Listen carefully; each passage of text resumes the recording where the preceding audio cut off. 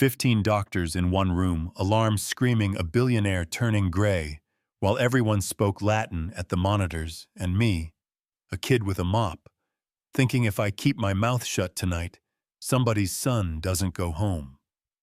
That's how it started, not with a speech, not with a hero song, just the awful quiet you feel in your ribs when pride is louder than truth. My name's Jalen Ward. Harborview Midtown is the hospital, and Cole Maddox, the man under all those wires, is the kind of rich that buys his name a skyline view, but none of that mattered if we kept treating the wrong thing. I wasn't supposed to be anywhere near that glass door. I was supposed to be invisible like always, trailing my mom, Loretta, on her night shift, cleaning what shines so other people can pretend it shines itself. Being invisible teaches you a trick, though. When no one looks at you, you get to look at everything. The way Cole's hands trembled like guitar strings after a heavy song, the way his pupils stayed blown, the way his thoughts slipped like marbles on a tilted table, and the way every test kept coming back clean, while his body said otherwise. 2 years earlier, a man on the general ward showed up with the same mixed-up signals, burning feet, brain fog, the whole haunted calm vibe. Died while the charts stayed stubborn, and weeks later I read the follow-up, somebody tossed with their lunch. Not a rare brain thing, a toxic metal that moves quiet, not enough to taste enough to ruin the wiring slowly. And once you see that pattern, you can't unsee it.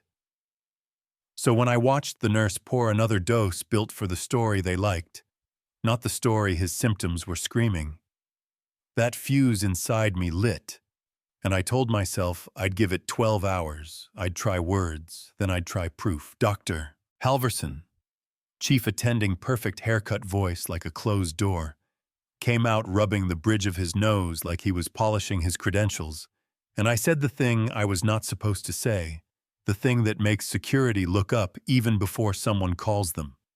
We need to test for toxic metals, I said, soft but steady, and yeah, I said we, which made him smirk like I'd mispronounced medicine.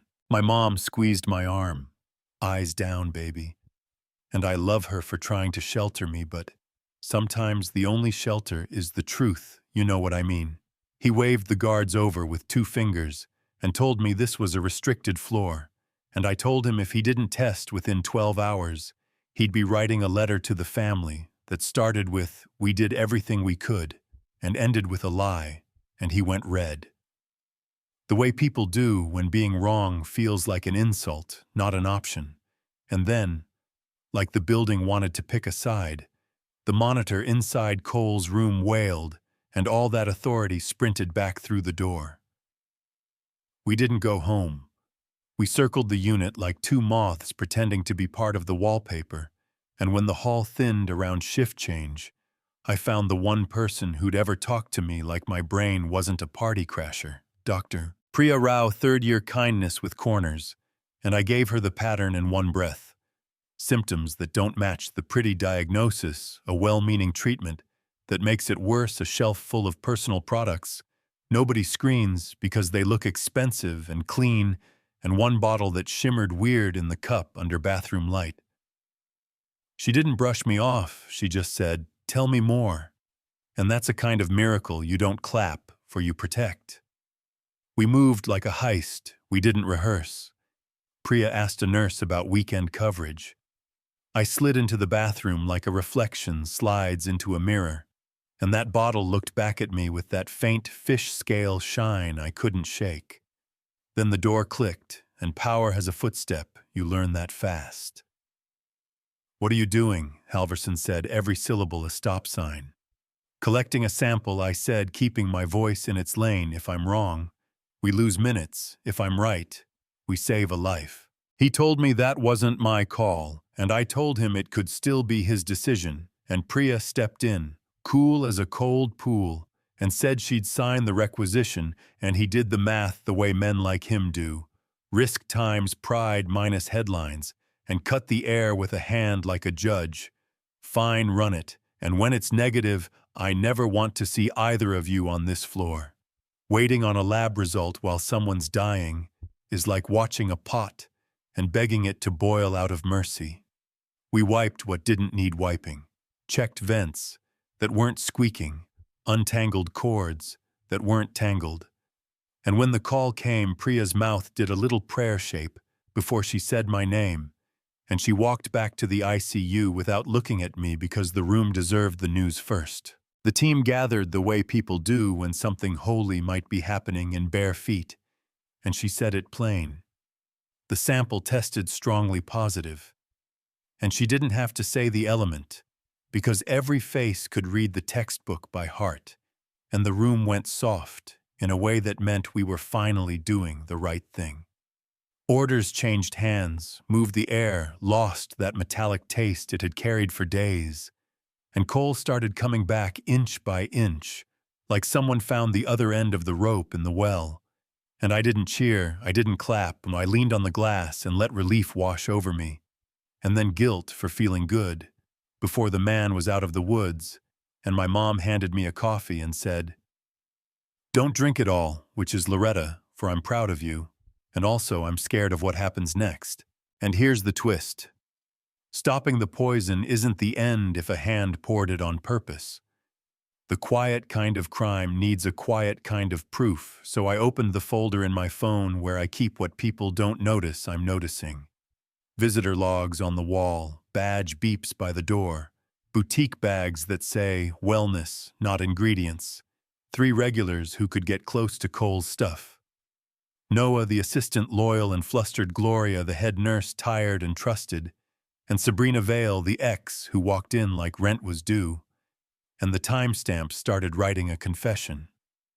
Tuesdays and Thursdays, 3 hours before every downturn, same green bottle, same bag, same kiss on the cheek, like a signature.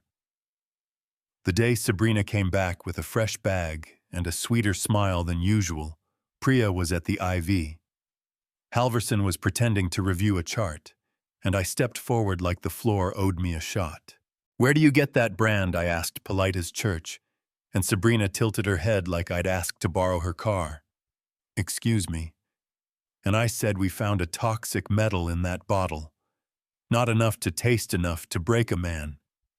And her hands tightened while her face stayed smooth, which is a tell if you've ever watched someone bluff with money they don't have. Halverson tried a "let's all breathe," but we were past breathing, so I showed the photo trail. Tuesday, 4:11 p.m., bottle label clear. Thursday, 7:03 p.m., same boutique bag, and a clean angle of her, leaving a private lab. She consults for 2 days before a crash. Maybe unrelated, maybe not. And then the short clip from yesterday. A hand that looks like hers unscrews a cap, a practiced syringe, tilt a swirl into green, nothing cinematic, just ugly and obvious.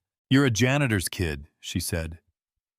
The word kid dipped in acid, and I said enough to know what happened when you thought no one was looking, and the room held its breath the way people do at a baptism or an execution, and security moved, and the bag hit the floor with that little thud.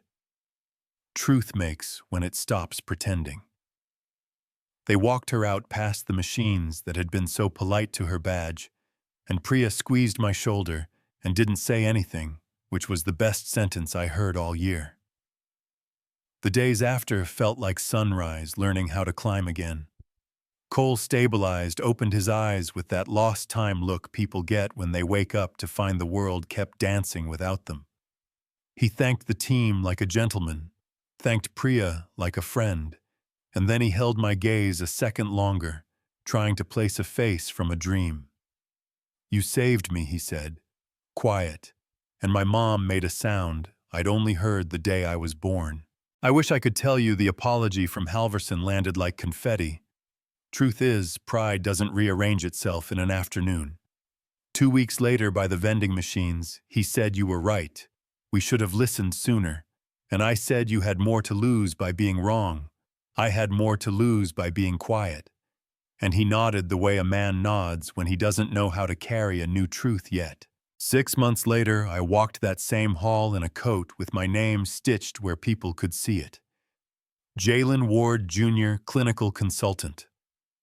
Part-time, while I study on a scholarship that came with a letter cut with gratitude and a check cut with more zeros than I could count, without my fingers, and Cole started a fund for kids like me, the invisible smart ones who learn from the edges in, and my mom runs it like she was born to run rooms, which she was.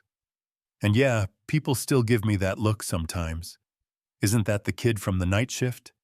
And I don't mind. I remember what being invisible taught me. How to watch, how to listen, how to let facts talk louder than uniforms. So here's where I hand you the mic. Was I wrong to break a rule to get that sample, or was that the only ethical move in a room where ego outranked evidence? Should a doctor like Halverson keep his title after missing what was in front of him? Or does humility after the fact count for something in your book? Does desperation ever excuse what Sabrina did? Or is that a line you never cross? Yeah, that happened, and it'll happen again. If we keep training ourselves to look over the heads of the people who actually see. If this hit a nerve, talk to me in the comments. Tell me the time you were underestimated and what you did with it. Tell me where you stand on rules versus results. Tell me what justice should look like when quiet voices save lives. Like the video, if you want more true feeling stories, subscribe, share it with the one person who needs a reminder that invisibility is not the same thing as being blind. I'll be in the comments listening.